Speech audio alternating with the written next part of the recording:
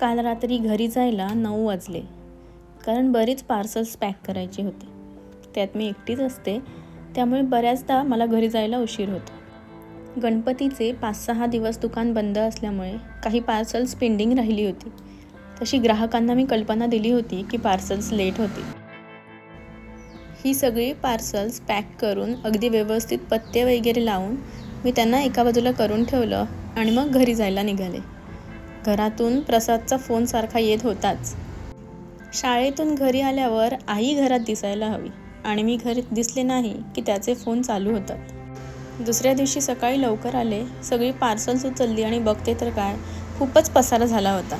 Parcels pack करतानाचा बराच कचराही साठला होता. सगळ्यात अगोदर दुकान स्वच्छ करायला घेतलं. स्वच्छ आणि प्रसन्न वातावरणातच कामाला सुरुवात करावी. माझ्या दुकानाकडून पालखी जाणार होती, त्यामुळे सगळं आवरून घेतलं. मागच्या व्हिडिओत सांगितल्याप्रमाणे हे जे रॅक दिसत आहेत हे हल्लीच बनवून घेतल्यामुळे बरंचसं सामान मला आणून लावायचं होतं आणि माझ्याकडे 2 व्हीलर असल्याने जेवढं सामान जमेल तेवढं थोडं घेऊन येते आणि दुकानात लावते. कोकम, आगळ, मालवणी मसाला, मच्छी मसाला यासारखे वेगवेगळे मसाले, वेगवेगळ्या प्रकारची लोणची, लाकडी वस्तू, विड्याची भांडी असं बरंच काही छोटं मोठं मी माझ्या दुकानात ठेवते.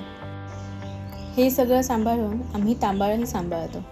तांबाळ हे आमचं कृषी पर्यटन केंद्र, जे आम्ही हल्लीच सुरू केलं.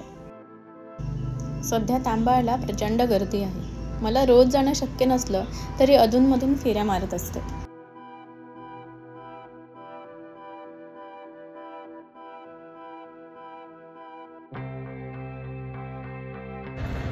मच्छी करी, आमचा मालवणी मच्छी करी मसाला 1 नंबर आहे. कधीतरी वापरून बघा. अजूनही दुकानात निम्म्यापेक्षा गोष्टी आणायच्या आहेत.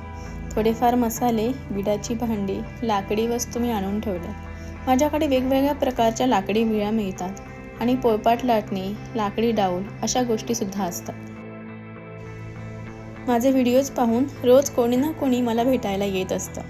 मुंबईवरून एक काकी भेटायला आल्या होत्या. त्यांनी माझ्यासाठी काही भेटवस्तूसुद्धा आणल्या होत्या. त्यामध्ये धूपकांडी, चहाची पावडर आणि भिंतीला लावायचे हे स्टिकर्स आणले होते. किती छान आहेत ना.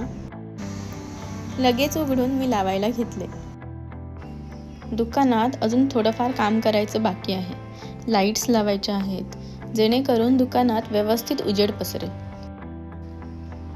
रोज एक सुधारणा करते. जमेल तशी प्रगती करत आहे. तुमचे सगळ्यांचे आभार.